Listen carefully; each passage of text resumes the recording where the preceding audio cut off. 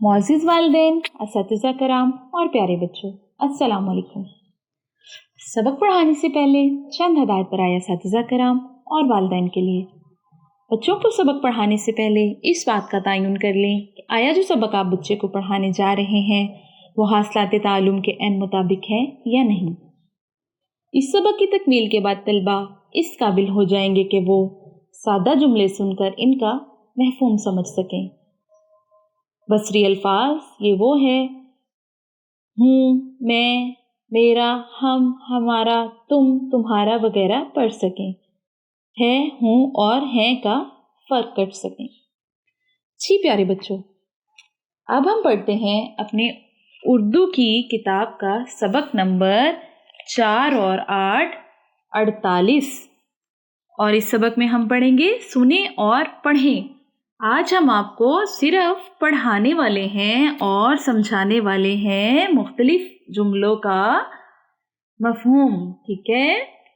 آپ سنیں گے اور سمجھیں گے اور میرے ساتھ اس کو پڑھیں گے تاکہ آپ کو کچھ سوالوں کے بارے میں واضح ہو سکے، ٹھیک ہے پیارے بچوں؟ اپنا سبق شروع کریں، چلیں جی۔ اچھا پیارے بچوں، یہ کیا ہے؟ ٹھیک ہے، میں آپ کے سامنے کچھ جملے لکھتی ہوں، آپ مجھے وہ پڑھ کر سنائیں گے، بلکہ میرے ساتھ ساتھ پڑھیں گے بھی۔ یہ کیا ہے؟ یہ باغ ہے۔ یہ کیا ہے؟ یہ باغ ہے۔ یہ کیا ہے؟ کیا ہوا؟ سوال۔ اور یہ باغ ہے، کیا ہوا؟ اس کا جواب۔ ان سے ملو۔ ان سے ملو۔ یہ کون ہے؟ ٹھیک ہے، یہ کون ہے؟ میں احمد ہوں۔ آپ کون ہیں؟